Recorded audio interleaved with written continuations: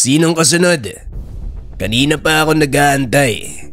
10 na ang nakatumba. Hindi pa rin ako tinatamaan. Isang beses sa isang buwan na nga lang tayo magkita. Hindi nyo pagalingan. Masyadong mahina yung mga alak na ginagawa nyo. Marami ka ngang natumba. Pero hindi mo pa rin sinusubukan yung dala ko. Yung pinipili mo, galing sa mababang uri yung kaalaman. Ito, sige. Inumin mo tong gawa ko. Tango, ito. Tignan natin kung hanggang saan yung lakas mo.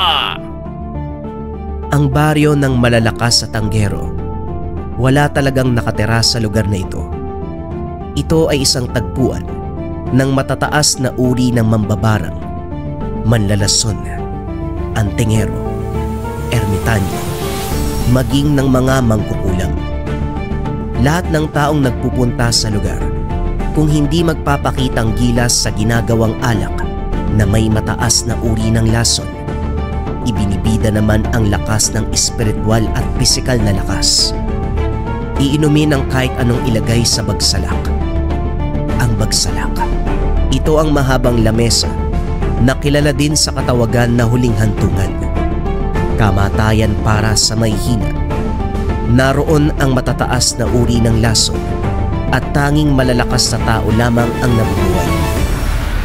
Si Tango, ang pinaka-kinakatakutan, pinaka-nare-respeto sa bagsalak. Hindi siya gumagawa ng lason, pero lahat ng inilalagay sa mesa ay iniinom. Ni sakit ng tiyan, hindi niya nararamdaman kahit matataas na uri ng lason na ang pumapasok sa sistema. Hindi naman sa iniiwasang kita, Liam. Ilalagay ko lang sa dulo ang pinakamalalakas na alak na gawa ninyo. Para walang dahilan. Mula sa mahihina, papunta sa pinakamalalakas. Pabor na nga yun sa inyo eh. Marami na akong nalagok bago ko pa subukan ng sa inyo. Oo na, sige na. Inumin mo na ang alak na dala ko. Siguradong magugustuhan mo yan. Meron akong mas magandang ideya. Bakit hindi natin pagsaluhan yung alak na dala mo? Total, ikaw naman ang may gawa niyan. Siguradong may lunas ka rin para dyan. Natahimik si Liam. Hindi nito inasahan ang sinabi ni Tango. Dahil sa tuwing naroon sa lugar, tanging pagdala lamang ng alak ang pakay. Ni minsan, hindi pa nito sinubukan na uminom sa bagsalak. Labis ang naramdaman ni Liam. Lahat ng tao nakatingin sa kanya. Nagbubulungan. Nagsisimulang magduda sa kanyang kakayahan. Ano? Pwe! Natigilan ka yata. Duwag.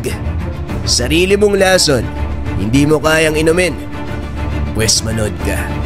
Para makita mo ang tunay na kahulugan ng lakas. Hindi lang ang alak na dala ni Liam ang ininom ni Tango. Lahat ng nakalagay na lason sa bagsalak, ininom ni Tango. Nanlaki mga mata ng naroon. Imposibleng mabuhay pa ang normal na tao sa dami ng lasong nainom. Higit sa lahat, gawa pa ito ng pinakamalalakas na tao sa larangan.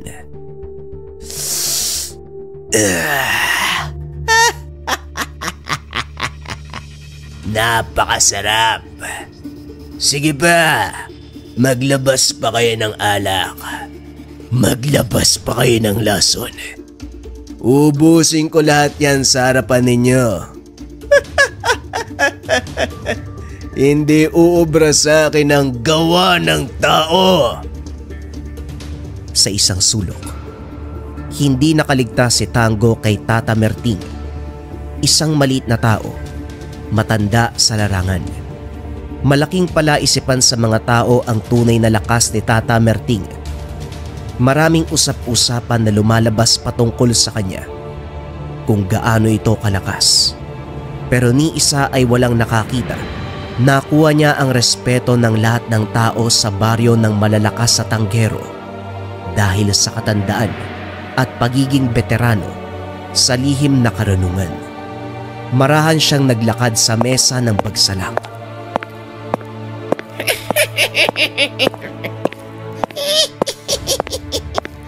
Tunay nga bang malakas ka? Sino ba yan? Sino ba yung tumatawa? Nasaan yan? Magpakita ka sa akin. Sandali! Ito na! Masyado ka namang mainipin. Napansin ko lang ang huling binanggit. Hindi uubra sa akin ang gawa ng tao. Kung talagang malakas ka, hinahamon kita. Tayong dalawa ang mag-inuman. Alak na gawa mo at alak na gawa ko. Pero Tata Merteng, hindi naman gumagawa ng alak si Tango. Umiinom lang yan ng alak para masubukan yung lakas sa manan dito eh. Hindi mo ko malililang, Tango. Papayag ka ba?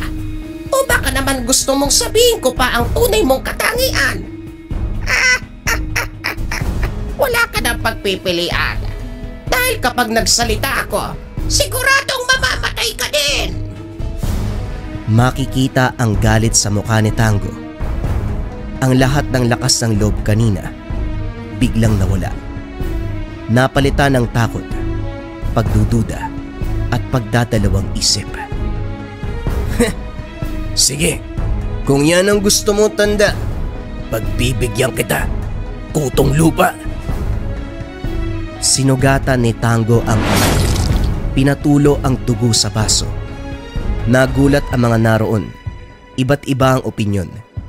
Nababaliw na daw si Tango dahil wala namang taglay na lason ang dugo niya.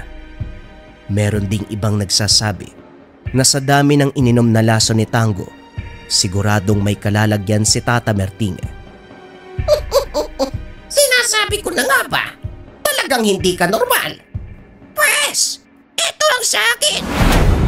Lalong hindi mapakali ang mga taong naroon dahil ang nilapag ni Tata Merting, isang baso ng tubig. Kung lahat ay nagulat, si Tango naman ay kitang-kita ang takot sa mukha. Ano? Natatakot ka na ba? Tubig lang naman ang nilagay ko sa harapan mo. Bakit hindi mo mainom? Ikaw ang mauna dahil ikaw ang sumusubok sa akin. Patunayan mo na karapat-dapat ka sa duelo. Ha? Baliw ka ba? Wala akong kailangan patunayan sa'yo, ulo po.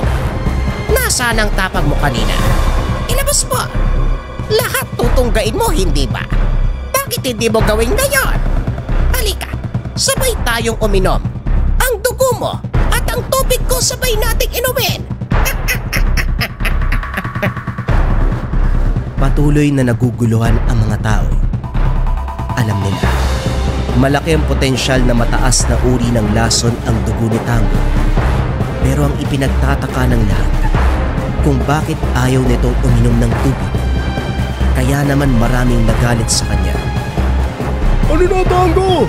Inumin mo na, puro ka palusot kaninang yabang mo. Sige na, mag-inuman na kayo. Tignan natin kung sinong tatagal sa inyo. Nakakatuwa yan. Pareho kayong wala sa katinoan. Yung isa dugo, yung isa naman tubig. Mga baliw! Ano?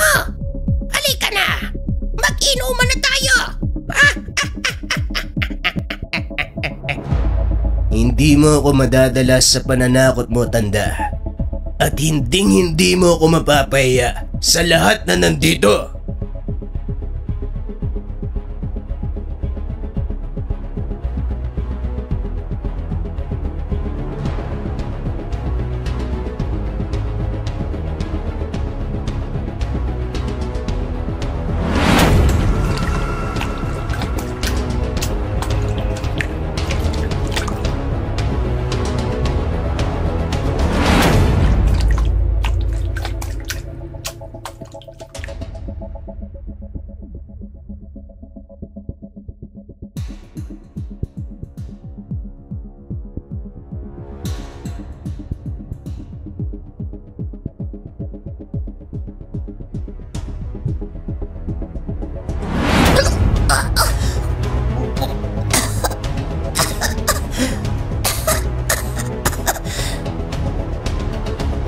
Yan ang napapala ng mayayabang. Gustong makipagsabayan sa matataas na uri, pero hindi naman pala kaya. Sinasayang yung oras ko. Mahihina. Laking gulat ni Tango. Lahat ng naroon masama ang titig sa kanya. Yung iba, naglabas na ng itak. At yung iba naman, nagkarga ng mataas na uri ng orasyon. Lahat ng naroon nakatitig sa kanya. Naramdaman ni Tango, gusto siyang patayin at pahirapan.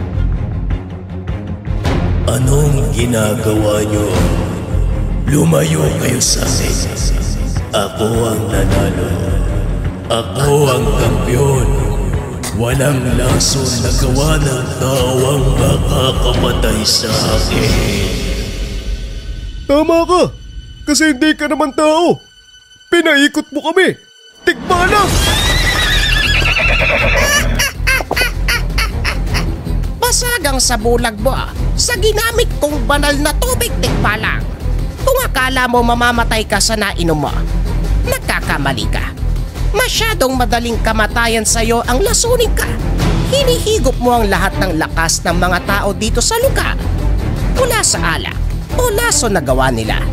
Lahat ng basbas, konsepra, ritual ng mga antingero, mambabarang, manlalason, ermitanyo. Kinukuha mo ang lahat para sa iyong sariling lakas. Kaya hindi ka namamatay sa iniinom mo. Dahil nagbibigay pa ito ng karagdagang lakas sa iyo. Pues ngayon, ito na ang katapusan mo. Sa kamay ng mga pinagdakawan mo, doon ka din mamamatay. Karumal-dumal na eksena ang naganap matapos magsalita ni Tata Martin. Hindi maipintang kamatayan ang tinanggap ni Tango. Bigtayin na kamatayan. Pira-piraso ang buong katawan. Ang iba ay kumuha pa ng kanyang parte upang gawing panghalong sangkap sa gagawin nilang alak o lason. Sa kasamaang palad, namatay din si Tata Martin matapos ang kaganapan. Tunay na malakas na lason ang dugo ni Tango dahil ito ay mula sa iba't ibang tao na merong mataas na kakayahan sa paggawa ng lason. Kaya kinuha din ito ng may mga karunungan dahil ang parte ni Tango mataas na uri ng lason. Pero matapos ng kaganapang iyon, tuluyan ang nabura ang baryo malalakas na Tanggero. Nagmistulang kwento na lang din ang mesa ng Bagsalak. Wala na muling nagpunta sa lugar at hindi na muling naulit pa ang subukan. At dito din naunawaan ng mga taong naroon ang reaksyon ni Tata Martin. Dahil sa huling sandali ng kanyang buhay, buong buo ang ngiti ng matanda sa pagharap sa kamatayan. Na tila ba nagawa niya ang pinakamisyon sa buhay, ang mamulat ang mga may karunungan at tuluyang wakasan ang kamatayan sa subukan na napupunta lamang sa paghigop ng kapangyarihan. Tuluyang nawala ang Bagsalak sa ginawang sakripisyo ni Tata Martin. Kayo ba mga kabayan, handa ba kayong ialay ang buhay ninyo upang mailigtas at mamulat ang mga tao? Marahuyo Bracelet, pinakamabisa at pinakamalakas na rebuelta. Kung ano man ang sumpa na binigay sa inyo, ibabalik sa taong nagbigay.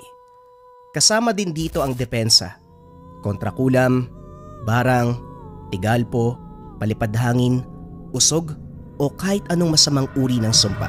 Lahat yan ay nasa Marahuyo Bracelet. 2 colors available, glossy black or brown. Kung interesado ka, i-search lang ang shop ng Lika Merchandise. Mag-ingat sa mga scammers.